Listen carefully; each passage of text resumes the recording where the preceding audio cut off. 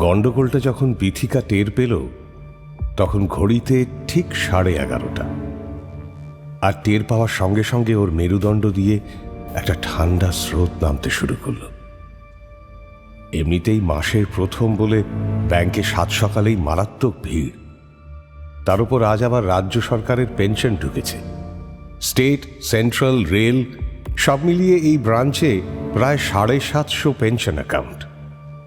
ফলে সকাল থেকে উত্তরপাড়া স্টেশনের গায়ে এই ব্যাংকে প্রায় পা রাখার জায়গা নেই।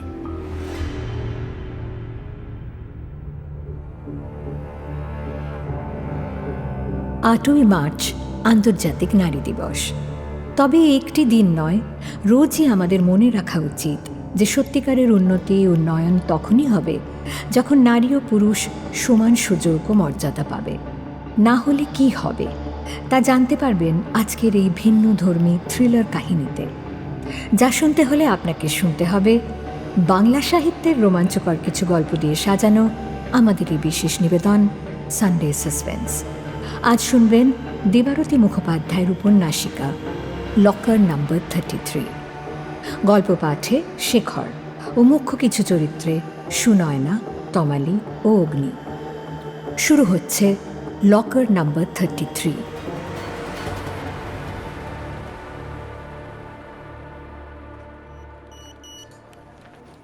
সকাল প্রায় 7টা, 7:30 থেকে বয়স্ক মানুষজন ভিড় করতে শুরু করেছেন বাইরের প্রেমিসেসে। ব্যাংকের লোক এসে দরজা খোলার সঙ্গে সঙ্গে কে এসে চেক জমা দিয়ে আগে টোকেন নেবে তাই নিয়ে এদের অদ্ভুত এক প্রতিযোগিতা। প্রতি মাসেই এই এক ছবি। 10টা বাজার সঙ্গে সঙ্গে হুড়মুড়িয়ে ঢুকে টোকেন নিয়েই দাঁড়িয়ে পড়বে সবাই। তারপর চলবে ঘন্টা 1.5-2 করে গল্প। প্রথম প্রথম বিথিকা খুব অবাক হয়ে যেত। এরা সবাই কেন এত সকালেই এসে ভিড় করে? নিজেদেরও দেরি, ব্যাংকেও ভিড়। একজন অতিবৃদ্ধ ভদ্রলোকের সঙ্গে বেশ ভালো আলাপ হয়েছিল তখন। তাঁকেই এই প্রশ্নটা করেছিল ও। আচ্ছা, আপনি আজকেই আসেন কেন? তার উপর এত সকালে, এত ভিড়ভাট্টা, এতক্ষণ দাঁড়িয়ে থাকা, তার চেয়ে তো একবারে খেয়ে দিয়ে দুপুরেই আসতে পারেন। তখন তো একদম ফাঁকাও হয়ে যায়। কিংবা চাইলে কাল পরশুও আসতে পারেন। ভদ্রলোক ভারী সজ্জন প্রকৃতির, ফর্সা, লম্বা, শান্ত, সৌম্য চেহারা। এককালে যে সুপুরুষ ছিলেন বোঝা যায়। কোনো উত্তর না দিয়ে অশক্ত কাঁপা কাঁপা হাতে নিজের লাঠিটা চেপে ধরে উনি ওর দিকে তাকিয়ে একটু মিটিমিটি হেসেছিলেন শুধু। বিথিকা হাল ছাড়েনি। এমনিতেই হেড অফিস থেকে ঘন ঘন সার্কুলার আসছে কাস্টমারদের এটিএম, নেট ব্যাংকিংয়ের দিকে উৎসাহিত করার জন্য। ও বোঝানোর ভঙ্গিতে বলেছিল, তাছাড়া আপনি তো এটিএম থেকেও তুলতে পারবেন। এত দূর আসতেও হবে না, আবার এতগুলো টাকা নিয়ে ফিরতেও হবে না। যখন দরকার তখন না হয় অল্প অল্প করে তুলে নেবেন। শিখিয়ে দেবো আপনাকে। দেখো মা, এই 22 বছর হলো রিটায়ার করেছি। এই 22টা বছরের প্রতিটা মাসের এই একটা দিন এই সময়ে আসি, গল্পগুজব করি। প্রথমে এই দলের মধ্যে আমি ছিলাম জুনিয়র, বুঝলে, সদ্য রিটায়ার করেছিলাম। তারপর গ্রুপের সিনিয়ররা আস্তে আস্তে চলে যেতে লাগলো। প্রতি মাসে এসে দেখতাম সেই দাদাদের একজন দুজন নেই। তাদের বাড়িও চিনতাম না, বড়জোর নামটুকু হয়তো জানা ছিল। তবু মাসের শেষের ওই একটা দিনের কয়েক ঘন্টা আমরা যেন একটা বড় পরিবারের সদস্য হয়ে উঠতাম সবাই। ভদ্রলোক একটা বড় দীর্ঘশ্বাস ফেললেন, বললেন, এখন সেই দলে আমি সিনিয়র হয়েছি। প্রতি মাসে এসে ভাবি পরের মাসে আসতে পারবো তো, সবার সাথে দেখা হবে তো। চোখ ঝাপসা হয়ে আসে, হাত পা কাঁপে মা। বাড়ির লোক বারণ করে, বলে কেন যাচ্ছ, পড়ে টরে যাবে রাস্তায়। তবু কারোর কথা শুনি না। লাঠি নিয়ে টুকটুক করতে করতে আসি। ব্যাংকের সামনে এসে চেনা মানুষগুলোকে না দেখলে বুকের ভেতরটা ছ্যাঁত করে ওঠে। ভদ্রলোকের বলিরেখায় ভরা গালে কখন চোখের জল গড়িয়ে পড়েছে। তারপর এখানে এসে সবাইকে দেখে মনের মধ্যে যে শান্তিটা হয়, তোমাদের এটিএম কি এই আনন্দটা আমায় দিতে পারবে মা?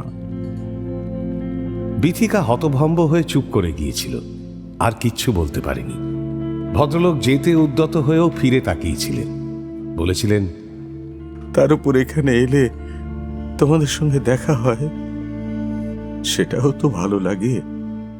পরের মাসে হয়তো আর নাও আসতে পারি, কখন ডাক আসে বলা তো যায় না। বিথিকা এমনিতেই নরম মনের মেয়ে, মানসিক চাপ নিতে পারে না বেশি। তার উপর এই রকম কথা শুনে ওর বুকের ভেতরটাও কেমন যেন করে উঠেছিল। নিজেকে স্বাভাবিক রাখতে ও কম্পিউটার স্ক্রিনের দিকে তাকিয়ে কাজে মন দিয়েছিল। তারপর থেকে বিথিকা এদের কাউকে আর কখনো কিচ্ছু বলেনি। প্রচুর ভিড়ের মধ্যে নিজের কেবিনে বসে ও প্রায় উল্কার গতিতে চেক পাস করছিল আজ। প্রবেশনারি অফিসার হিসেবে জয়েন করে এখনো 1 বছরও হয়নি। এর মধ্যেই ও অপারেশনস ডিপার্টমেন্টের কাজকর্ম বেশ শিখে ফেলেছে। উত্তরপাড়া স্টেশনের ওই দিকে, মানে গঙ্গার দিকে অনেক ব্যাংক থাকলেও এই মাখলার দিকে খুব একটা রাষ্ট্রায়ত্ত ব্যাংকগুলো ব্রাঞ্চ খোলেনি এখনো। ফলে এই ব্যাংকটার ওপরে চাপ বেশি পড়ে যায়। আশপাশের প্রায় 10-12 কিলোমিটারের কাস্টমার তো আছেই, এছাড়া একটু দূরেই দিল্লি রোড, সেখানে কনস্ট্রাকশনের কাজ চলছে। সেখানকার লেবারদের জব কার্ড, 100 দিনের কাজ, এসব ঝক্কিও আছে প্রচুর। তবে বিথিকা কুইক সার্ভিস দেয়। হাতের স্পিড একটুও না কমিয়ে কিভাবে সই ছবি সব ভেরিফাই করে চেক পাস করতে হয় সেই কৌশল এখন ওর করায়ত্ত। ফলে আজ ও হু হু করে পেমেন্ট হচ্ছিল। এমন সময় সেই ঘটনাটি ঘটল। সাব স্টাফ ধীরাজ ব্যস্ত পায়ে ওর কেবিনে ঢুকল। ম্যাডাম, ম্যানেজার স্যার আপনাকে ডাকছেন। বিথি ভুরু কুচকল। এই সময় খুব দরকার না হলে কেউ ওকে ডাকবে না। এখন পেমেন্টের কেমন রাশ সবাই জানে। তবু হাতে ধরা চেকটার সইটা মিলিয়ে নিয়ে পাস করে ও উঠে দাঁড়াল।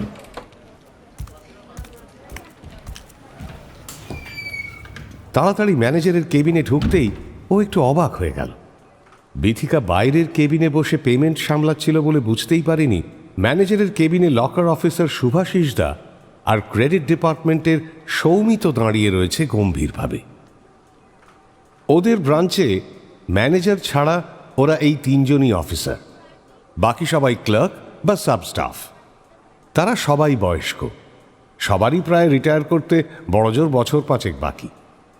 ব্রাঞ্চ ম্যানেজার অশোক ভগত অবাঙালি, কিন্তু বাংলা বলেন ভালোই। কি হয়েছে স্যার? প্রচুর চেক জমে আছে ওদিকে। অশোক স্যার হাত তুললেন, ওসব পরে হবে। ধীরাজের দিকে তাকিয়ে বললেন, এই ধীরাজ, কিছুক্ষণ একটু ম্যানেজ করতে বলো তো বাইরে। বিথিকা, তুমি এখানে এসে বসো। সকালে একজন মহিলাকে নিয়ে তুমি লকারে গিয়েছিলে, লকার নাম্বার 33। বিথিকা অবাক হয়ে বসতে বসতে বলল, হ্যাঁ, একদম 10টার সময় তো এসেছিল। তখনও শুভাশিসদা আসেনি। আর তারপর পেমেন্ট শুরু হয়ে যাবে বলে আমিও শুভাশিসদার ডেস্ক থেকে চাবিটা নিয়ে, মানে আগেও তো শুভাশিসদা না এলে আমি আরে আরে সে ঠিক আছে, কিন্তু এই মহিলাটার সঙ্গে কি কিছু ছিল? কিছু খেয়াল করেছিলে কি? না, সেরকম কিছু তো, মানে আমি ঠিক। এবার শুভাশিস দা কথা বলল, যখন মহিলাটা সই করেছিল তখন তুই কি মিলিয়েছিলি লকার রেজিস্টারের সঙ্গে? বিথিকা ঢোক গিলল এবার। লকারের নিয়ম হলো একটা চাবি ব্যাংকে থাকে, আর একটা চাবি থাকে কাস্টমারের কাছে। কাস্টমার লকার খুলতে এলে আগে লকার অফিসারকে রেজিস্টারে তার ছবি আর সই মেলাতে হয়, তারপর গিয়ে লকার খুলতে হয়। কাস্টমার ছাড়া অন্য কেউ তার চাবি নিয়ে এলেও লকারে যাওয়ার কোনো পারমিশন নেই। লকার অফিসার গিয়ে তার চাবি দিয়ে একটা প্যাঁচ ঘুরিয়ে বাইরে চলে আসে।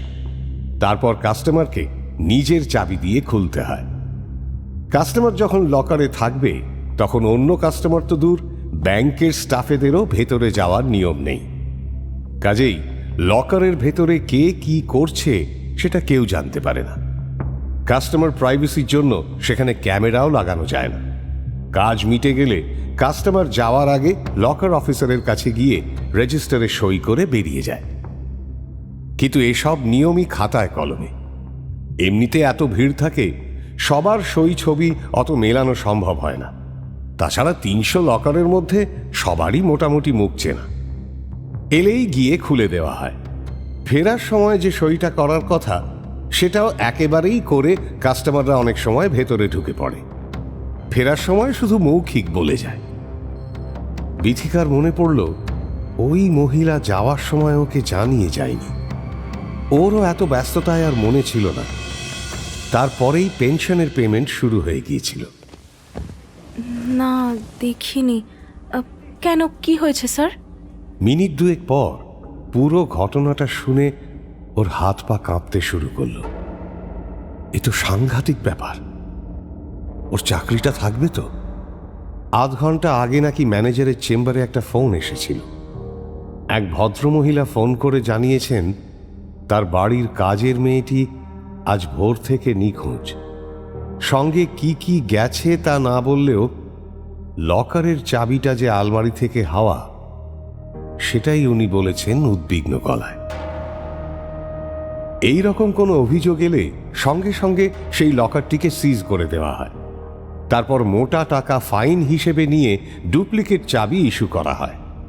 সুভাষিসদা তাই ওকে বলেছিল সেটা লিখিতভাবে জানাতে। কিন্তু তারপরেই গিয়ে রেজিস্টারে আবিষ্কার করেছে যে আজ সকালেই ওনার লকার ইউজ করা হয়েছে, আর সেটা বিথিকার অথরাইজেশনে। আর বেরোনোর সময়ও কোনো সই নেই। ভদ্রমহিলা আর তার স্বামী একটু পরেই ব্যাংকে আসছেন লিখিতভাবে চুরি যাওয়ার ব্যাপারটা জানাতে। তাদের যদিও এখনো জানানো হয়নি এই ব্যাপারটা। অশোক স্যার একটু চুপ করে থেকে বিথিকার দিকে তাকালেন। দেখো বিথিকা, আজ সকালে ওই মহিলা যখন সই করেছিল তার পাশে তোমার ভেরিফাই করা সই রয়েছে। সুতরাং বুঝতেই পারছো তোমাকেই পুরো ব্যাপারটার জন্য রেসপন্সিবল করা হবে। স্যার স্যার অত ভিড়ের মধ্যে তখন তো মানে আমি তো। বিথিকা, আমরা সবই বুঝতে পারছি, কিন্তু হায়ার অথরিটি তো কিচ্ছু শুনবে না। না দেখো, তুমি তো নতুন ঢুকেছ, এর মধ্যেই এরকম হলো বলে বাজে লাগছে। কিন্তু জানো তো, এই ব্যাংকের অফিসারের চাকরি হচ্ছে কিরম সরু তারের ওপর দিয়ে হাঁটার মতো। এমনিতে তুমি ব্যাংকের জন্য যতই প্রাণপাত করে ফেলো, লোন রিকভারি করতে গিয়ে গালাগালি খাও কি জান লড়িয়ে দিয়ে টার্গেট অ্যাচিভ করো, একটা কিছু যদি কাজের চাপে ভুলবশত এদিক ওদিক হয়, হেড অফিস সঙ্গে সঙ্গে তোমার পেছনে পড়ে যাবে। তখন কিন্তু কোনো কথাই শুনবে না। সার্কুলার অনুযায়ী এটা করা নিয়ম, ওটা করা নিয়ম, এই সব বলবে। আরে বাবা, সার্কুলার অনুযায়ী সব করতে গেলে যে রাত 2টোতেও আমরা অফিস থেকে বেরোতে পারবো না, সেটা আর কে বুঝবে? সুভাষিসদা বলল, স্যার এখন প্রায় 12টা বাজে। সিসিটিভি ফুটেজ দেখে আমরা যদি বের করতে পারি ওই মহিলা কখন ব্যাংক থেকে বেরিয়েছিল, সেটা দিয়ে থানায় খবর দিলে তো ওরা খুঁজে বের করতে পারবে। দেখো, আমরা এরকম নিজে থেকে তো কোনো ইনভেস্টিগেশন ইনিশিয়েট করতে পারি না। এখন দেখা যাক কাস্টমার নিজে কি বলেন। গোদরেজ কোম্পানিতে ফোন করতে হবে, গোদরেজ একটা অ্যামাউন্ট চার্জ করবে, তারপর ডুপ্লিকেট চাবি ইস্যু করবে। সেই খরচাটা তো কাস্টমারকেই দিতে হবে। আমি যতটা সম্ভব বিথিকাকে বাঁচানোর চেষ্টা করব, তোমরা চিন্তা করো না। বিথিকার চোখ দিয়ে জল পড়ছিল কি হবে ভেবে। একটা গরম রক্ত যেন আস্তে আস্তে ওর সবকটা শিরা উপশিরায় ছড়িয়ে যাচ্ছিল। প্রবল টেনশনে ওর মাথা আর কাজ করছিল না। অনেক কষ্টে দাঁতে দাঁত চেপে লড়াই করে পড়াশুনো চালিয়ে এই চাকরির পরীক্ষায় পাশ করেছিল। চাকরি ওর কাছে বিলাসিতা নয়। বাবা ছোটবেলাতেই মারা গেছেন, তেমন কিছুই রেখে যেতে পারেননি বলতে গেলে। ভাই এখনো পড়ছে। মায়ের সংগ্রাম অনেক দিন ধরেই শুরু হয়েছে। তবু ওরা 2 ভাই বোনই পড়াশুনোয় ভালো ছিল বলে এখন ওদের সংসারটা মোটামুটি দাঁড়িয়ে গেছে। কিন্তু এবার কি হবে? ওর চাকরিটা চলে যাবে? আচ্ছা, প্রবেশন পিরিয়ড বলে কোনো ছাড় দেয়া হবে না ওকে? এটা তো জেনে বুঝে কোনো ফ্রড নয়, এটা একটা মিস্টেক। অশোক স্যারকে বলতেই তিনি বললেন, না না, তোমার দায়িত্বজ্ঞানহীনতাকে হাইলাইট করে অনেক কিছুই করতে পারে। শোকজ করতে পারে হেড অফিস, বাজে জায়গায় ট্রান্সফার করতে পারে, কিংবা ইনক্রিমেন্টেও ঝামেলা করতে পারে, আবার প্রবেশন পিরিয়ড বাড়িয়েও দিতে পারে। যাই হোক, এত চাপ নিও না, আমি তো আছি, দেখছি কি করা যায়। এই দেখ তো বিথিকা, এই মহিলা তো। সৌমিতের কথায় বিথিকা হঠাৎ মুখ তুলে তাকালো। বিথিকা দেখল ম্যানেজারের পাশে রাখা সিসিটিভি মনিটরে ততক্ষণে সকাল 10টায় পিছিয়ে গেছে সৌমিত। ও নিজেও উঠে গেল মনিটরের দিকে। ওই তো লাল রঙের জংলা ছাপ শাড়ি পরা মহিলাটি ব্যাংকের গেট দিয়ে ঢুকছে। তখন ব্যস্ততায় বিথিকা খেয়াল করেনি, এখন দেখল মহিলার মুখে কেমন একটা ভয় ভয় ভাব, চারপাশে কেমন একটা উদ্ভ্রান্ত দৃষ্টিতে তাকাচ্ছে। ডান কাঁধে একটা ঢাউস প্যারাশুট কাপড়ের সস্তা ব্যাগ। কিছুক্ষণ ইতস্তত করে সে পাসবুক প্রিন্টারের সামনে বসে থাকা গণেশদাকে কিছু একটা বলল। গণেশদা মাথা নাড়ালো দুপাশে। মহিলা আকুল হয়ে আরো কি সব যেন বলছে। তখন গণেশদা আঙুল দেখিয়ে বিথিকার কেবিনের দিকে দেখালো। ক্যামেরাটা ঝাপসা হওয়ায় মুখটা অত ভালো দেখা যাচ্ছে না, তবে তার ঘোলাটে ক্লান্ত চোখ দুটো বোঝা যাচ্ছে স্পষ্ট। অশোক স্যারও দেখছিলেন, বললেন, বিথিকা, বিথিকা, মহিলাকে দেখেই মনে হচ্ছে যে ব্যাংকে আসার অভ্যেস নেই। তুমি কি করে যে ছবি সই না মিলিয়ে এই লকারে নিয়ে চলে গেলে?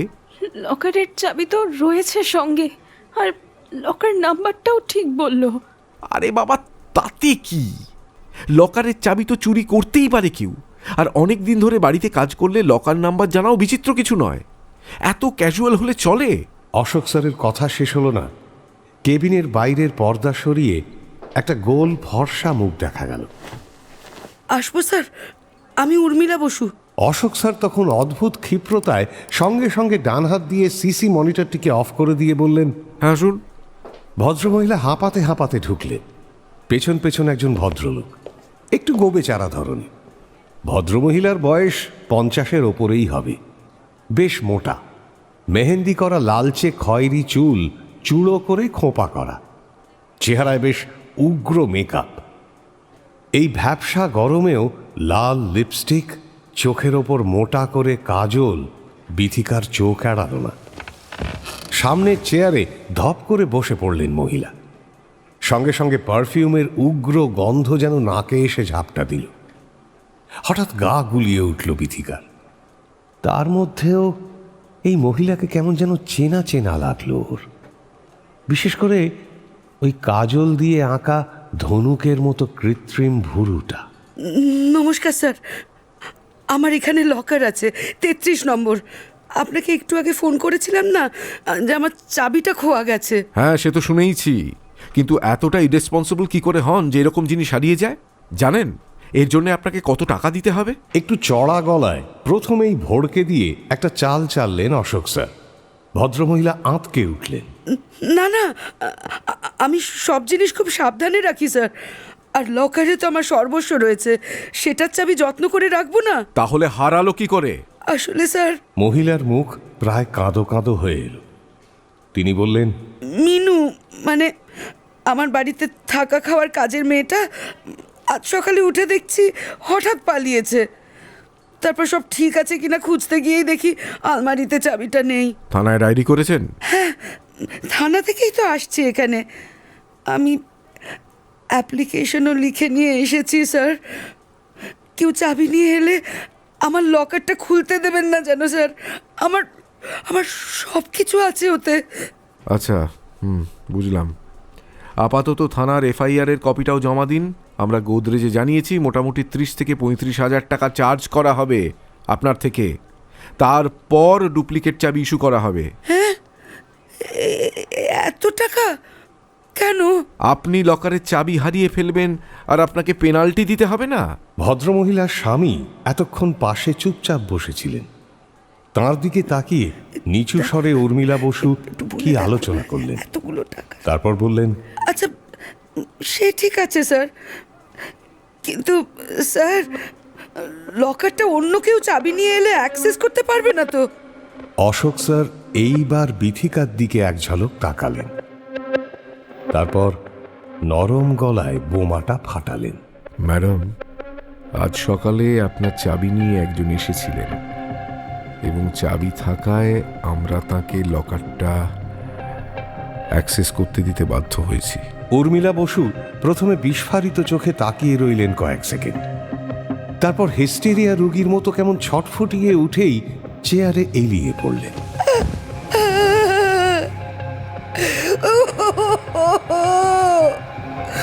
আমার হাসি ভরি গয়না।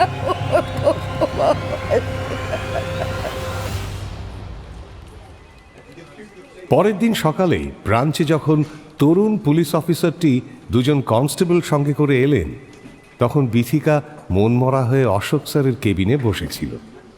যদিও অফিসে এসেই ও নিজের কেবিনে বসতে গিয়েছিল, কিন্তু অশোক স্যারের নির্দেশে ওকে আর কাজ করতে দেওয়া হয়নি। গণেশদা বলেছিল, একে মনের এই অবস্থা তোমার, কাল রাতে নিশ্চয় ঘুম হয়নি, তার উপর এখন কাজ করতে গিয়ে কাজে ভুল করে যদি আরো ঝামেলায় পড়ে যাও। দেখো, এমনিতেই তো পুলিশ টুলিশ আসবে, তোমাকে বারবার ডাকবে, তার চেয়ে ম্যানেজারের ঘরে গিয়ে বসে থাকো, আমরা সামলে নেব। বিথিকা আর বিরক্তি করেনি। কাল বাড়িতে গিয়ে অবধি ঘুম তো দূর, কিচ্ছু মুখে কাটতে পারেনিও, কাউকে কিছু জানাতেও পারেনি।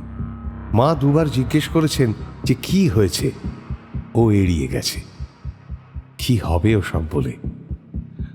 ও নিজে তো চিন্তায় রয়েছে, মাঝখান থেকে বাড়িতেও চাপ দেওয়া। সকালে শুকনো মুখে অফিসে এসে বিথিকা প্রথমে লকারে গিয়েছিল। মোট 300টা লকার, 3টে আলমারি, প্রতিটায় 100টা করে লকারের খোপ। 33 নম্বর লকারটির বাইরে হাত বুলিয়েছিল বিথিকা বেশ কিছুক্ষণ ধরে। আকুল মনে ঠাকুরকে ডেকেছিল। ঠাকুর, ঠাকুর, কেন তো কারোর কোনো ক্ষতি করিনি, আমাকে বাঁচাও ঠাকুর, সংসারটা আমাদের ভেসে যাবে না হলে। পুলিশ যখন এলো তখনও চুপচাপ অশোক স্যারের কেবিনে স্যারের উল্টো দিকেই বসেছিল। পুলিশ অফিসারটি অবশ্য বেশ ভদ্র, নাম অরণ্য মজুমদার, বয়স 27-28 হবে, সুঠাম রিজু চেহারা। সব শুনে টুনে লকার রেজিস্টারের পৃষ্ঠা উল্টাতে উল্টাতে তিনি বললেন, দেখুন, উর্মিলা বসু যে ডায়েরি করেছেন সেই ভিত্তিতে লকারটা যত তাড়াতাড়ি সম্ভব ওপেন করতে হবে, কারণ ওর বাড়ি থেকে কিছুই তেমন খোয়া যায়নি। হ্যাঁ স্যার, আমরা রিকুইজিশন কালই পাঠিয়ে দিয়েছি, আজকাল করেই গোদরেজ থেকে লোক এসে পড়বে। আচ্ছা, ওই মহিলাকে ধরতে পারলেন কি? আমি কাল গিয়েছিলাম।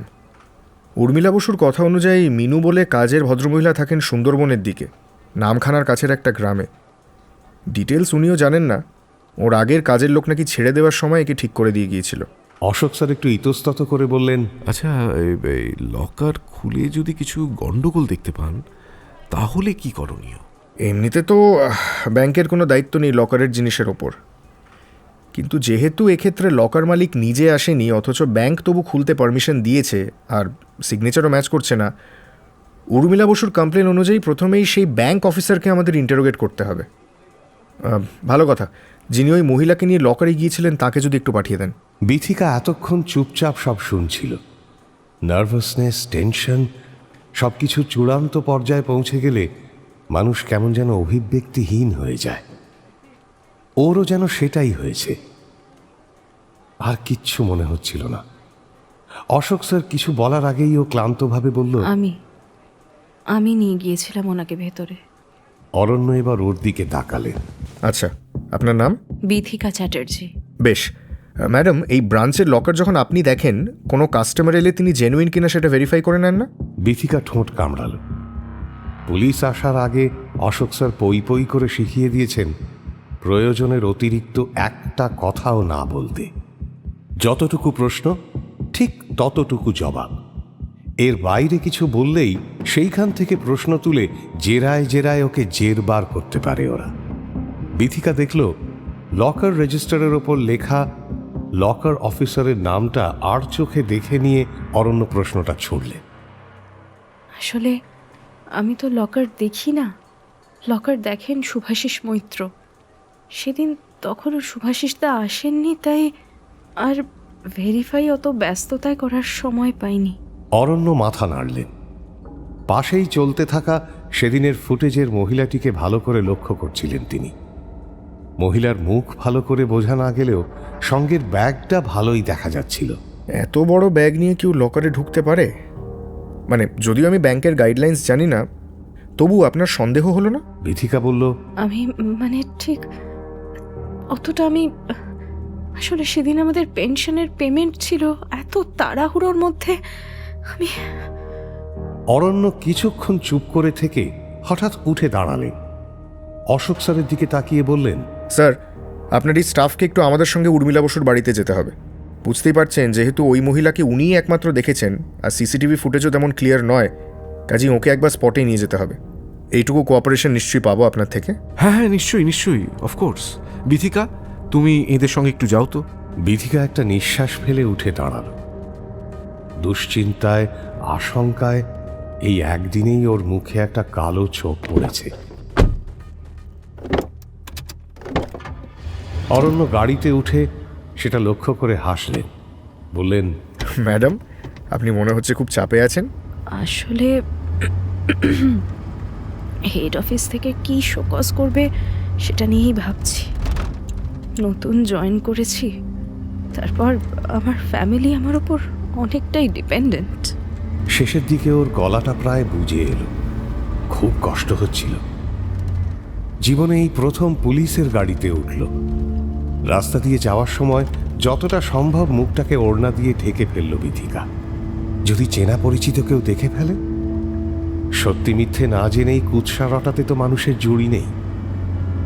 অরণ্য সায় দিলেন, বললেন, এই তো হয়, পাবলিক সার্ভিসে আপনি যতই খাটুন, একটা ভুল হোক অমনি সবাই আপনার পেছনে লাগবে। তবে এমনিতে আমার কাছে কিছু ইনফরমেশন এসেছে, যেটা থেকে আমার মনে হচ্ছে মিনু নেহাত ছিঁচকে চোর নয়। এখন ওখানে গিয়ে দেখা যাক। মিনিট 20 পরে উর্মিলা বসুর বাড়িতে পৌঁছে বিথিকা একটু অবাক হয়ে গেল। উত্তরপাড়ার এই জায়গাটা এমনিতে ওর খুব প্রিয়। এই অঞ্চলে সব বাড়িই গঙ্গার ধারে। এখান থেকে গঙ্গার দিকে মুখ করে তাকালেই ওপারে দক্ষিণেশ্বরের মন্দির চোখে পড়ে। সেখান থেকে সন্ধেবেলা ভেসে আসে আরতির ঘণ্টা। ডান পাশে ব্যস্ত বালি ব্রিজ, সামনে সুবিশাল গঙ্গার উপর ইতস্তত নৌকো ভেসে চলা। এসব দেখলে মনটা খুব ভালো হয়ে যায়। ওর খুব ইচ্ছে ছিল এরকম কোথাও একটা বাড়ি বানাবে। চাকরিটা পাওয়ার পর সেই স্বপ্নের জালও বুনতে শুরু করেছিল মনে মনে। কিন্তু এখন তো সবই মনে হচ্ছে শেষ হয়ে গেল। উর্মিলা বসুর বাড়িটা বেশ বড়, দোতলা। এই চত্বরটায় এখন প্রচুর ফ্ল্যাট ব্যাঙের ছাতার মতো গজিয়ে উঠেছে। তার মধ্যে এই পুরনো আমলের বাড়িটা বেশ আলাদা করে চোখে পড়ে। বাড়িটার সামনে একটেরে বাগা, তাতে বেশ বড় বড় কয়েকটা গাছ বাড়ির সামনের দিকটাকে প্রায় ঢেকে ফেলেছে। বাড়িটার একটা বৈশিষ্ট্য হলো, গাছগুলোর জন্যই হোক বা প্যাটার্নটার জন্য, কেমন একটা দুর্গের মতো দেখতে।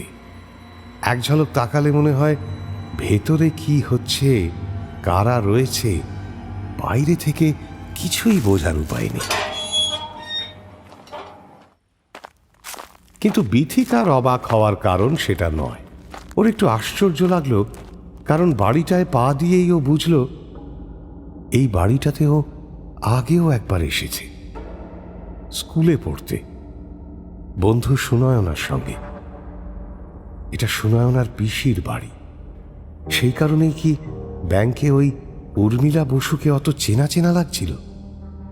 অতদিন আগে কারুর বাড়ি এলে সেটা মনে থাকার কথা নয়, কিন্তু বিশেষ একটা কারণে সেটা বিথিকা ভোলেনি। ভদ্রমহিলা সেদিন অকারণেই দুর্ব্যবহার করেছিলেন ওদের সঙ্গে। তাতে ওর যতটা না খারাপ লেগেছিল, তার চেয়েও বেশি অপ্রস্তুত হয়েছিল সুনয়না। ওর এখনো স্পষ্ট মনে আছে, ভদ্রমহিলা ওদের একবারও বসতে পর্যন্ত বলেননি।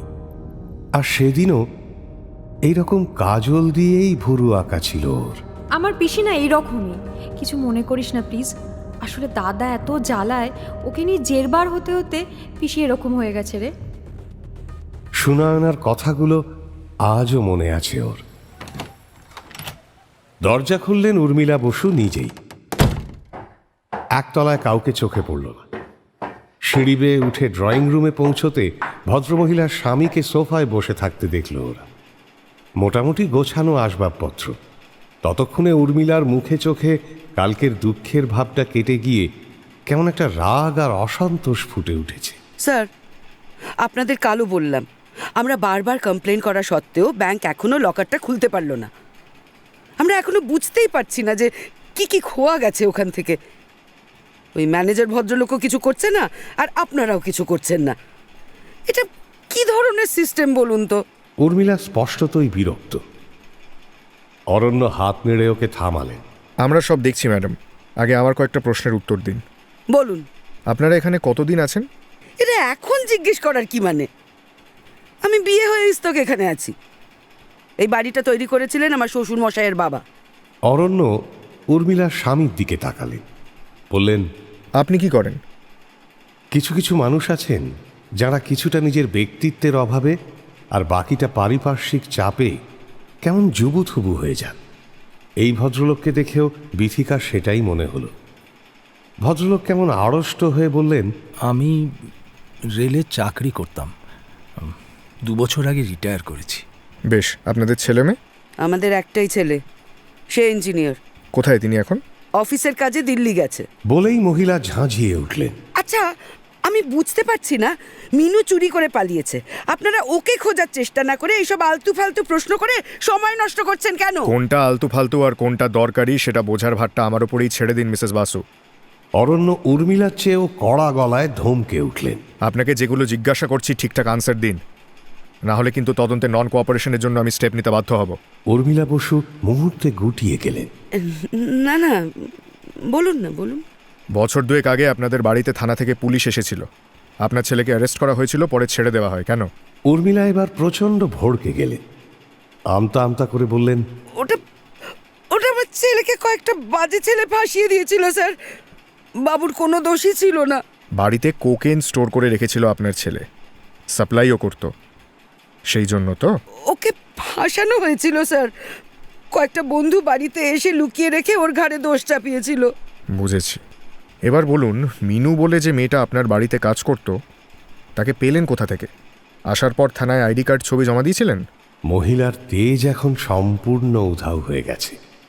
তিনি ফ্যাঁস ফ্যাঁসে গলায় বলতে লাগলেন, না, আসলে আমার বাড়িতে মানদা বলে একজন কাজ করত অনেক বছর ধরে। সে হঠাৎ শরীর খারাপ হওয়ায় কাজ ছেড়ে দেয়, আর তখনই মিনুকে ওই ঠিক করে দিয়েছিল। ওর গ্রামেরই মেয়ে মিনু, গোসাবাই বাড়ি। বাবা মা ছিল না, মামার বাড়িতে মানুষ। আমার এখানে এসেছিল 2 বছর আগে। কত টাকা মাইনে দিতেন? দুবেলা থাকা খাওয়া ছাড়া 2000 টাকা দিতাম। উর্মিলার গলায় যেন একটা প্রচ্ছন্ন অহংকার ঝরে পড়ল। এমনিতে কেমন মেয়ে ছিল মিনু? পাড়ার লোকেদের সঙ্গে মেলামেশা করতো? উর্মিলার মুখে আবার বিরক্তি ফুটে উঠলেও তিনি গলাটা শান্ত রাখলেন। কাজের মেয়ে, বাইরের লোকের সাথে বেশি মেলামেশা করতে যাবে কেন? বাড়িতেই থাকতো। আপনার কাছে মিনুর কোনো ছবি আছে? হ্যাঁ, ও আসার পরে পরে আমার বোনের বাড়িতে একটা অনুষ্ঠানে গিয়েছিলাম, ওকেও নিয়ে গিয়েছিলাম সেখানে। দাঁড়ান, এই যে এই ডান পাশের মেয়েটা। অরণ্য সেটা দেখে বিথিকার দিকে এগিয়ে দিলেন। দেখুন তো, চিনতে পারছেন কিনা? বিথিকা দেখল কালকের মহিলাটিই বটে, কিন্তু মনে হচ্ছে যেন এটা বহু যুগ আগের ছবি। ছবিতে সে একজন রোগা গড়নের মেয়ে, শ্যামলা রং, কিন্তু মুখটা বেশ লাবণ্যে ঢাকা। চেহারা একটা মিষ্টি লালিত্য আছে। কিন্তু কালকে যতটুকু বিথিকা দেখেছিল, একটা শ্রীহীন, ভগ্ন, পরিশ্রান্ত চেহারাই ওর মনে পড়ল। এই বছর খানেকের মধ্যেই এতটা চেহারায় পরিবর্তন। বিথিকা মুখে কিছু বলল না, ইশারায় সম্মতি জানান। অরণ্য আবার উর্মিলার দিকে তাকালেন। আপনি কাল সকালে থানায় ডায়েরি করতে গিয়েছিলেন, কখন বুঝতে পারলেন যে লকারের চাবিটা নেই? কাল ভোর থেকেই মিনুকে পাচ্ছিলাম না। আগের দিন রাতে ঠিকই ছিল, খাওয়া দাওয়া করে রান্নাঘর মুছে শুতে চলে গিয়েছিল। সকালে উঠে দেখি নেই।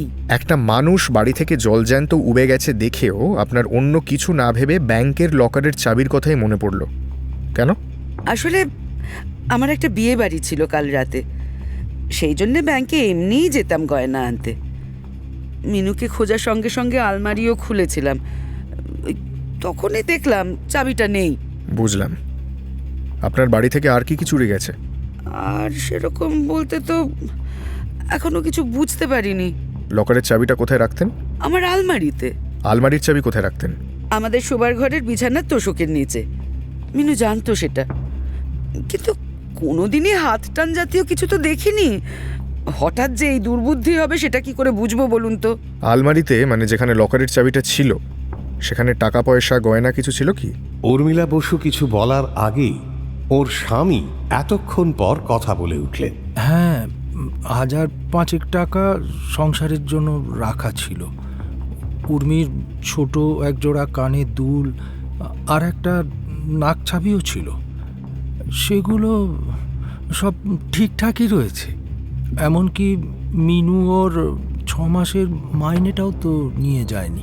বিথিকা লক্ষ্য করল ভদ্রলোক কথা বলা মাত্র উর্মিলা বসু প্রায় ভস্ম করে দেওয়ার ভঙ্গিতে তাঁর স্বামীর দিকে তাকালেন। তুমি থামো না, আমি তো কথা বলছি নাকি? ভদ্রলোক সঙ্গে সঙ্গে গুটিয়ে গেলেন। অরণ্য সেটা লক্ষ্য করে বললেন, মিনু থাকতো কোথায়? একতলায়। চলুন ঘরটা দেখে আসি। অরণ্য ঘর ছেড়ে সিঁড়ির দিকে যেতে উদ্যত হল। সিঁড়ি দিয়ে নেমে ডান পাশে একটা ছোট বাথরুম, তার পাশেই মিনুর ঘর। কিন্তু সেখানে গিয়ে তেমন কিছুই পাওয়া গেল না। খুব পরিপাটি করে গোছানো একটা ঘর। এক পাশে একটা আলনায় গোটা কয়েক সালোয়ার কামিজ, একটা মলিন শাড়ি আর কিছু টুকিটাকি মেয়েলি জিনিস। ঘরের এক পাশের বিছানা টান টান করে পাতা। দেখে মনে হচ্ছে বিছানাটি গোছাবার পর সেখানে কেউ শোয়নি। অরণ্য বললেন, মিনু উধাও হওয়ার পর আপনারা এই ঘরে এসেছিলেন? এমনি এসে উঁকি মেরেছিলাম একবার, ভিতরে ঢুকিনি। বেশ, ঠিক আছে মিসেস বাসু, আজকের জন্য এটুকুই থাক, আমরা আসছি। উর্মিলা বসুর বাড়ি থেকে বেরিয়েই অরণ্য এগিয়ে গেলেন পাশের চায়ের দোকানটির দিকে। চায়ের দোকানে তখন দোকানদার ছাড়াও 2-3 জন বসেছিল। পুলিশের জিপ দেখে সবার মুখেই একটা অস্পষ্ট ভয়ের ছায়া ফুটে উঠল। কিন্তু অরণ্য যে আর 5 জন পুলিশের মতো নয় সেটা বোধহয় তিনি প্রথমেই বুঝিয়ে দিতে চান। প্রথমে গিয়ে স্মিত মুখে তিনি হাসলেন, দোকানদারের দিকে তাকিয়ে বললেন, নমস্কার, আমি উত্তরপাড়া থানা থেকে আসছি। কয়েকটা ব্যাপার একটু জানার ছিল আপনার থেকে। নিশ্চয়ই স্যার, বসেন এখানে। আমার নাম পরেশ, কি জানতে চান বলেন না। অরণ্য বললেন, আপনার এখানে কতদিনের দোকান ভাই? পরেশ বলে লোকটা মাথা চুলকল। তা প্রায় 15 বছর তো হবেই স্যার। আগে গুমটি ছিল হিন্দ মোটর কারখানার সামনে, তারপর ওই গন্ডগোল হতে এইখানে নিজে দোকান দিয়েছি। অরণ্য আর বেশি সময় নষ্ট না করে সোজাসুজি প্রশ্নে চলে গেলে, আচ্ছা পরেশবাবু, ওই যে গোলাপি বাড়িটা দেখছেন ওদের আপনি নিশ্চয়ই চেনেন? পরেশ লম্বা মাথা নেড়ে সসপ্যানে বোধহয় অরণ্যদের জন্যই চা বানানোর আয়োজন করতে লাগলো। বলল, আগে এখানে দোকান ওনাদের চিনবো না? মলয়বাবু তো আগে রোজ অফিস ফেরতা আমার কাছে দুদণ্ড বসে চা খেয়ে যেতেন। মলয়বাবু মানে ওই বাড়ির মালিক যিনি, তার কথা বলছেন? আগে ওদের বাড়িতে একটা খাওয়া পড়া কাজের মেয়ে থাকতো, মিনু নাম। তাকে পাওয়া যাচ্ছে না, চিনতেন তাকে? ওমা, চিনবনি। আগে তো এই কান দিয়েই রোজ বাজারে যেত, আমার এখানে দাঁড়াতো, টুকটাক কথা বলতো, বেশ ভালো শান্ত মেয়ে। হঠাৎ কোথায় যে চলে গেল কে জানে। অরণ্য এবার বেশ অবাক। মিনুর পালানোর খবর তার মানে এর মধ্যেই এরা সবাই জেনে গেছে। আপনি জানেন মিনু পালিয়েছে? পালাবে কেন? ওমা, মলয়বাবুর বউ যে বলছিলেন ওরা ছাড়িয়ে দিয়েছে। অরণ্য বিথিকার দিকে আর চোখে চাইলেন, তারপর বললেন, কবে বলেছে এটা আপনাকে? সসপ্যান থেকে চায়ের কাপে চা ঢালতে ঢালতে পরেশ বলল, এই পুজোর পরপরই তো বলছিল, তা প্রায় 9-10 মাস তো হবেই। দাঁড়ান, তার মানে আপনি বলতে চাইছেন মিনুকে আপনি শেষ দেখেছিলেন 10 মাস আগে? হ্যাঁ, এই নেন স্যার। ম্যাডাম, মিনু তো অনেক দিন হলো চলে গেছে ওদের বাড়ি থেকে, আর যাবে নাই বা কেন? আসলে কি বলেন তো স্যার, মলয়বাবুর বউ যতই বলুক ছাড়িয়ে দিয়েছে, আসলে নিশ্চয়ই মেয়েটা নিজেই চলে গেছে। ছেলেটা যা বজ্জাত স্যার, পাড়ার মেয়েদের কম জ্বালিয়েছে। আর অনেক গুণ আছে। হ্যাঁ, ও বাড়িতে অল্প বয়সী সমস্ত মেয়ে কখনো টিকতে পারে নাকি? অরণ্য চায়ের কাপে চুমুক দিয়ে বললেন, কি করে ছেলেটা? ইঞ্জিনিয়ার নাকি? আর ডিম কিচ্ছু করে না, কলেজে পড়তে পড়তে পড়া ছেড়ে দিয়েছে। একবার তো থানায় ধরেও নিয়ে গেছিল। আচ্ছা, তারপর ওদের বাড়িতে নতুন কোনো কাজের লোক এসেছে কিনা আপনি জানেন? না, তারপর তো আর কেউ আসেনি স্যার। আপনি শিওর? এত কাছে দিনরাত বসে আছি, আর কেউ এলে টের পাবনি? আর তাছাড়া মিনু থাকতো ওদের তেতলার ছাদের চিলে কোঠায়, প্রায় দেখতাম ছাদে কাপড় মেলছে বা জানলায় বসে আছে। আর তাছাড়া গলার আওয়াজটাও তো পাবো। তবে ইদানিংকালে তো যা ষাঁড়ের মতো গান চালায় সন্ধ্যে থেকে, কেউ কিছু শুনতেই পায় না। এই নিয়ে পাড়ার ক্লাব থেকে 2 বার বারণ করা হয়েছে। ওই বদ ছেলে কারোর কথা শোনে নাকি? মাটার আশকারাতে আরও উচ্চারণে গেছে স্যার। গাড়িতে উঠে অরণ্য বললেন, কেসটা বুঝলেন? পাড়ায় জানে যে মিনু বছরখানেক আগেই চলে গেছে। কনস্টেবলটি আগেই গাড়িতে বসেছিল। গাড়ি স্টার্ট হতে বিথিকা বলল, না, হয়তো এই দোকানদারটা জানে না, অন্যরা জানে। পাড়ার মধ্যে চায়ের দোকান, সে হচ্ছে পাড়ার গেজেট, সব খবর জানবে।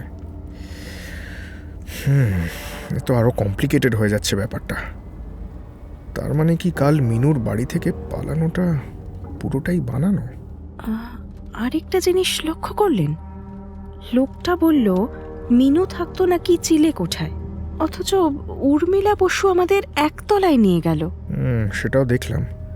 মহিলাকে যতটা ঘোরেল ভেবেছিলাম তার চেয়েও দেখছি এক কাঠি বেশি। অরণ্য যেন নিজের মনেই স্বগতোক্তি করলেন।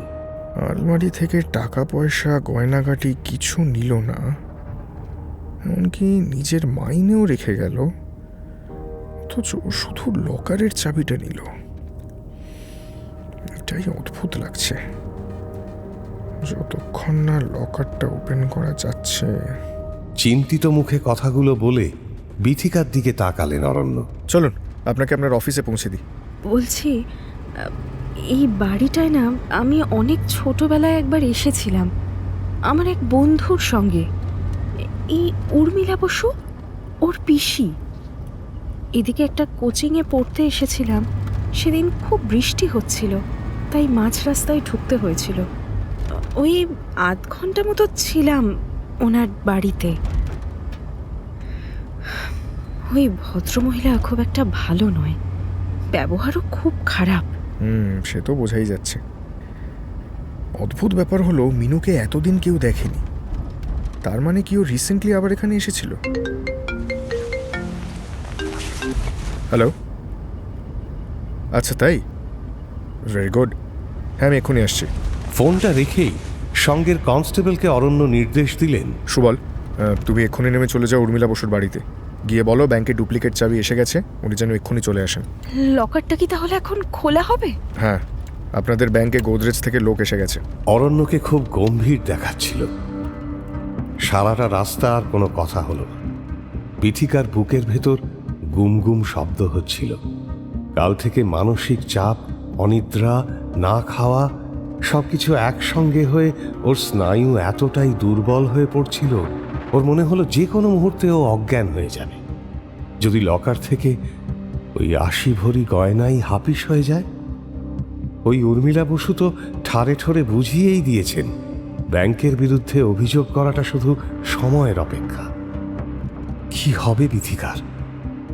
চাকরি যে যাবে সে ব্যাপারে কোনো সন্দেহ নেই, কিন্তু চুরিতে পরোক্ষভাবে মদত দেওয়ার অভিযোগে কি জেল হয়ে যাবে?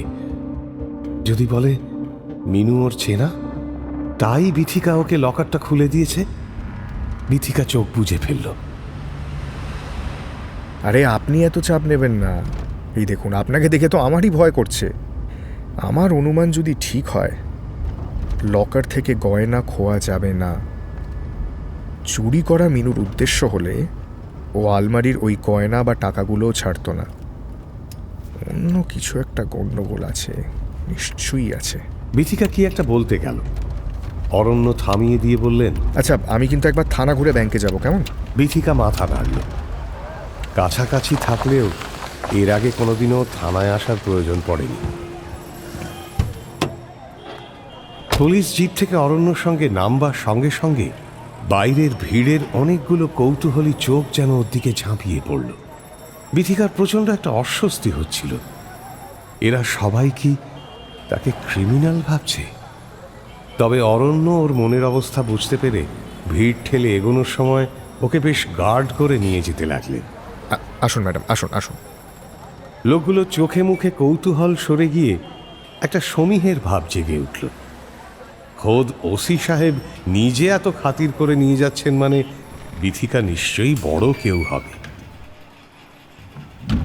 চেম্বারে ঢুকতেই একজন স্টাফ এগিয়ে এসে বলল, স্যার, সাউথের সব স্টেশনে কিন্তু অ্যালার্ট দেওয়া হয়ে গেছে।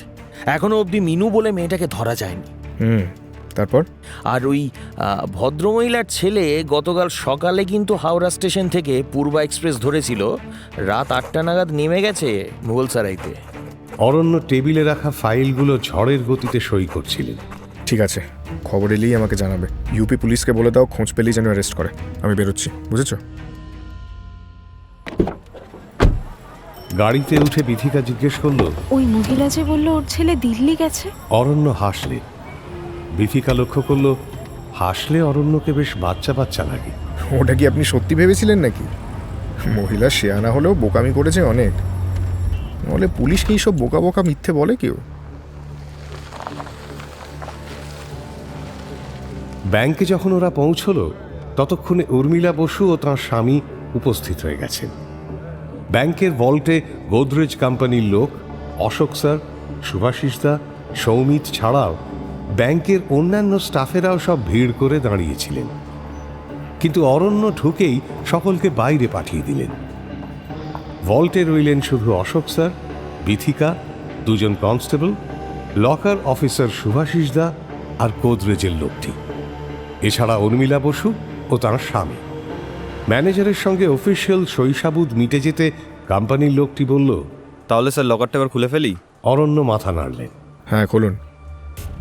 একেই হাওয়া বাতাস ঢোকে না বলে ভল্টটায় একটা ভ্যাপসা গন্ধ, তার উপর একটা অদ্ভুত নিস্তব্ধতায় সবার মুখ যেন কেমন থমথম করছে। উর্মিলা বসু থেকে থেকেই ফুঁপিয়ে উঠছিলেন। আমার ওই মতো গয়না, হাসি ভরি গয়না।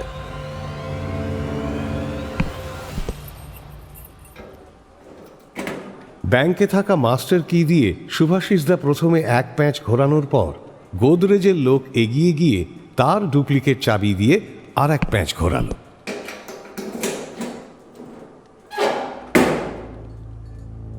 মৃদু একটা শব্দ করে লকার নাম্বার 33 খুলে গেল। উর্মিলা বসু যেন কোহিনূর হিরে খুঁজতে যাচ্ছেন এইরকম ভঙ্গিতে উঁকি মারতে যাচ্ছিলেন। দেখি দেখি। কিন্তু একজন কনস্টেবল তাকে সরিয়ে দিল। প্রথমে কিছুই দেখা গেল না, নিকষ কালো অন্ধকার। বিথিকাদের ব্যাংকের লকারগুলো প্রস্থে 5 ইঞ্চি হলেও দৈর্ঘ্যে প্রায় ফুট 3। পুরো হাতটাই প্রায় ঢুকে যায় ভেতরে। অরণ্য এগিয়ে গেলেন, লকারের খোলা মুখটার সামনে গিয়ে হাত ঢোকালেন ভেতরে।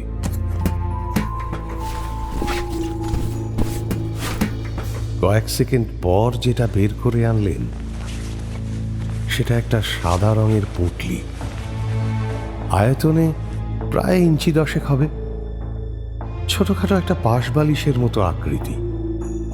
জিনিসটা বের করার সঙ্গে সঙ্গে একটা কেমন বিচ্ছিরি গন্ধ যেন নাকে এসে ঝাপটা মারল সবার। উর্মিলা প্রায় অজ্ঞান হয়ে যাবেন এমনভাবে বললেন, এটা কি? আমার গয়নার কৌটোটা কোথায়? অরণ্য পুঁটলিটা খুলে আঁতকে উঠলেন।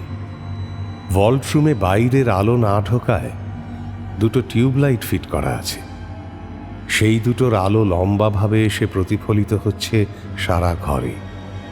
একটা ছোট পেডেস্টাল ফ্যান রয়েছে একপাশে, কিন্তু সে তার ক্ষুদ্র শক্তি দিয়ে ভ্যাপসা দুর্গন্ধটাকে আটকাতে পারছে না। টিউবলাইটের আলোয় সবাই কম্পিত মুখে দেখল পুঁটলিটার মধ্যে রয়েছে একটা বাচ্চা, সদ্যজাত, মৃত, রক্ত শূন্য, ফ্যাকাশে।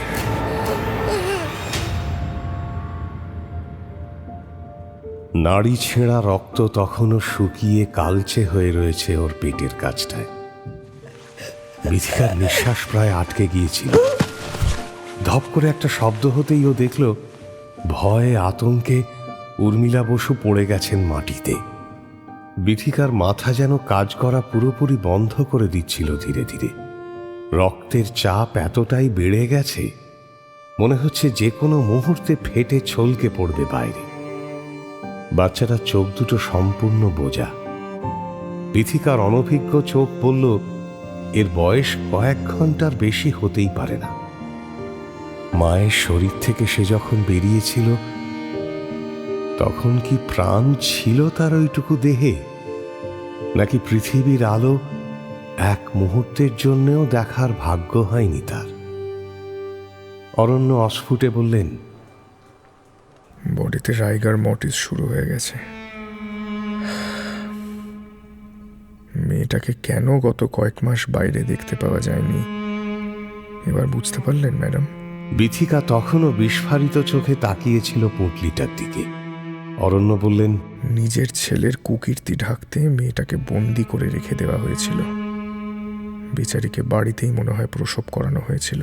ঠিক এই সময় ঝড়ের গতিতে ঘরে ঢুকলো থানার সেই সুবল নামের পুলিশটি। স্যার, স্যার মেয়েটার খোঁজ পাওয়া গেছে। নৈহাটির দিকে গঙ্গায় ভেসে উঠেছে স্যার বডিটা। পুরো সুইসাইড কেস স্যার। কাল বেলার দিকে কয়েকজন ঝাঁপ দিতে দেখেছিল। ওই জল পুলিশ বলে একটু খবর দিতে দেরি হলো আর কি। বলছি এখান থেকেই যাবেন তো নাকি? মিনু আর নেই। একটা আর্ত চিৎকার শুনে ওরা চমকে তাকিয়ে দেখল উর্মিলা বসুর স্বামী থরথর করে কাঁপছে, তার চোখে জল।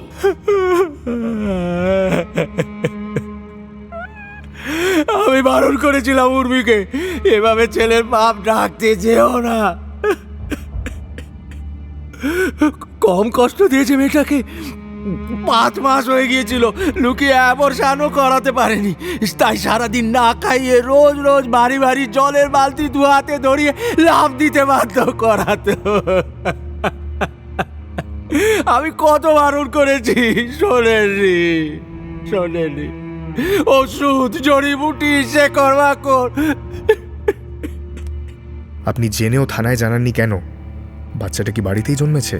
হ্যাঁ, জন্মানোর আগেই মরে গিয়েছিল বাচ্চাটা। কথাটা বলেই তিনি হাউমাউ করে উর্মিলা বসুর জ্ঞান ফেরাতে চেষ্টা করলেন। অজ্ঞান স্ত্রীর গায়ে জোরে জোরে ঠেলা দিয়ে চিৎকার করতে লাগলেন। দেখলে উর্মি, দেখলে সারাক্ষণ মেয়েটাকে কত কষ্ট দিয়েছো। বাবুকে বাঁচাতে এত লুকো চাপা করলে, দেখলে মিনু? কেবল তোমার সর্বস্ব রাখার জায়গাতেই ওর এই সর্বস্বটুকু রেখে চলে গেল। তখনই বলেছিলাম দড়ি এত জোরে টেনো না, ছিঁড়ে যাবে। কাঁদতে কাঁদতে ভদ্রলোক থেবড়ে বসে পড়লেন মাটিতে। অরণ্য আর দেরি করলেন না। এই, এদের দুজনকে এক্ষুনি অ্যারেস্ট করো, আর ছেলেটার খোঁজ লাগাও যে করে হোক। বিথিকার বারবার চোখ চলে যাচ্ছিল মৃত ছোট্ট একরত্তি দেহটার দিকে। অবসন্ন শরীরে মনে হচ্ছিল ও টলে পড়ে যাবে এক্ষুনি। তার মধ্যেই গোদরেজের লোকটা একটা স্টিলের কৌটো এগিয়ে দিল অরণ্যর দিকে। স্যার, এটাও ছিল লকারে স্যার। অরণ্য কৌটোটা খুলেই বিড়বিড় করলেন, গয়নার বাক্সটা তাহলে হাতও দেয়নি মিনু, আর দিয়েই বা কি করতো? সুবল যেতে গিয়েও ফিরে তাকান। সালা, কে ভদ্রলোক আর কে ছোট লোক। সালা।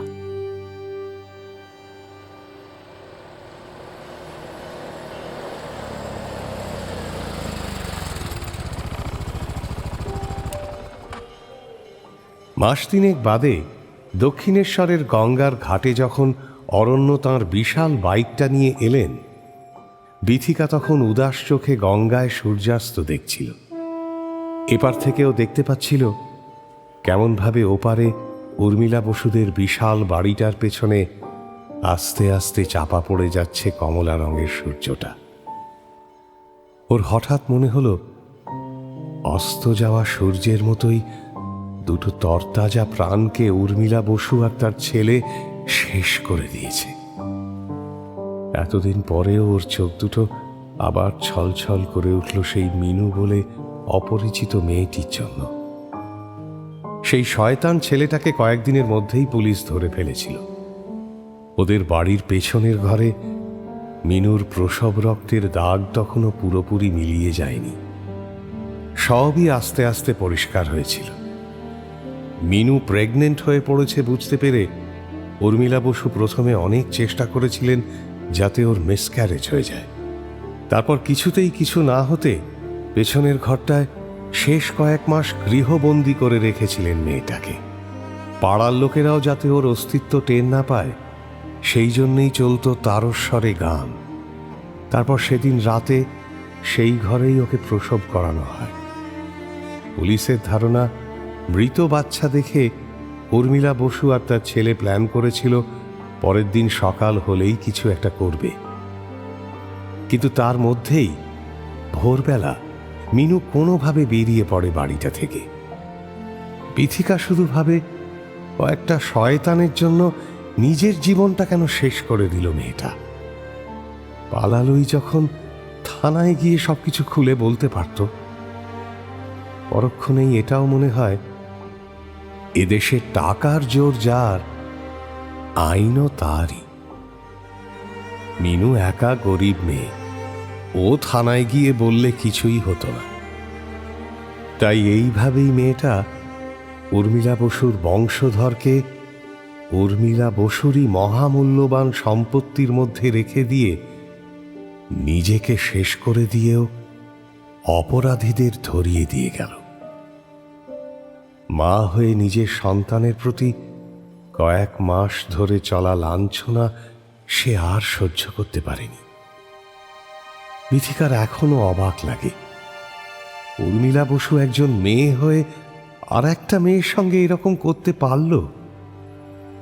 অরণ্যকে ও রোজ এই নিয়ে অনুযোগ করে, ওদের যেন চরম শাস্তি হয়। অরণ্য বাইকটা পার্ক করে সোজা হেঁটে এলেন। সেই ঘটনার পর থেকে দুজনের ফোনে নিয়মিত কথা হলেও এইভাবে দেখা এই প্রথম।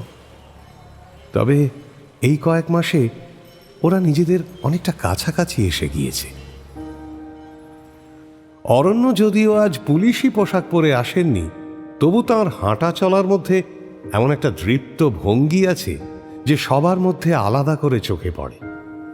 বিথিকার পাশে বসে পড়ে অরণ্য বললেন, আর চার্জশিট ফাইল করে এলাম। 6টা কেস দিয়েছি, ইনক্লুডিং 302। ছেলেটা একটা যন্তর, জেলের লোভ শিখেও এখনো তোড়পে যাচ্ছে জানো। বিথিকা চোখ সরিয়ে অরণ্যর দিকে তাকান।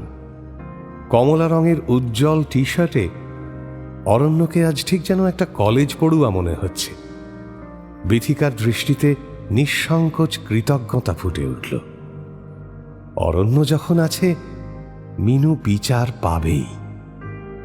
সূর্যাস্তকে সাক্ষী রেখে বিথিকা প্রবল ভরসায় অরণ্যর হাতটা জড়িয়ে ধরল।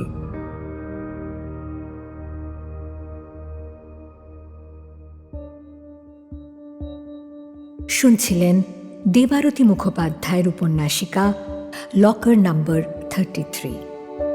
দেবারতী মুখোপাধ্যায়ের জন্ম 11ই অক্টোবর 1990 হুগলির ডানকুনিতে। কৃতি ছাত্রী, সরকারি কলেজ থেকে ইঞ্জিনিয়ারিং, ফিনান্সে MBA, মার্কিন IT কোম্পানি দিয়ে কর্মজীবন শুরু। পরে রাষ্ট্রায়ত্ত ব্যাংকে উচ্চ পদে আসীন থাকার পর বর্তমানে সরকারি অফিসার। লিখেছেন 30টিরও বেশি উপন্যাস, যেমন উল্লাসকর, কৃষ্ণ সিন্ধুকি, নারাজ, balance sheet, Shikhandi, Dasgupta travels থেকে শুরু করে ট্রু ক্রাইম সিরিজ, দার্শনিক, ঐতিহাসিক, ভৌতিক কাহিনী ও 70-এরও বেশি ছোট গল্প। ইংরেজিতেও হার্পার কলিন্স ও রূপা থেকে প্রকাশিত হয়েছে তাঁর একাধিক বই। 2017 সালে প্রথম উপন্যাস ঈশ্বর যখন বন্দী। সুবক্তা ও টেডেক্স স্পিকার দেবারতীর এই উপন্যাসিকা লকার নাম্বার 33 প্রথম প্রকাশিত হয় নবকল্লোল পত্রিকায়। পরবর্তীকালে এটি গ্রন্থিত হয়েছে দেবারতীর সেরা থ্রিলার বইটিতে। গল্প পাঠে শেখর, বিথিকা সুনয়না, ব্যাংক ম্যানেজার সৌভিক গুহ সরকার, শুভাশিস পুষ্পল গাঙ্গুলি, অরণ্য অগ্নি, উর্মিলা তমালি চৌধুরী, উর্মিলার হাজব্যান্ড অর্ঘ্য বসু, পরেশ সাক্ষ্য রায়, সুবল মির্চি সায়ন, কোম্পানির লোক অরুণাভ, সুনয়না সুপ্রীতি, গণেশ দা শতদ্রু, ধ্বনি পরিকল্পনা ও আবহ সঙ্গীত সৌম্য শুভ, কার্যনির্বাহী প্রযোজনা অরুণিমাতে, এডিট অ্যাসিস্ট্যান্স চিরন্তন বিশ্বাস, প্রচার অলঙ্করণ গ্রিনিং ট্রি, শব্দগ্রহণ প্রচার সহায়তায় এবং পরিচালনায় অভিজিৎ রায় মল্লিক। গল্পের সূত্রধার, সমগ্র পরিকল্পনা ও পরিচালনায় আমি ইন্দ্রাণী।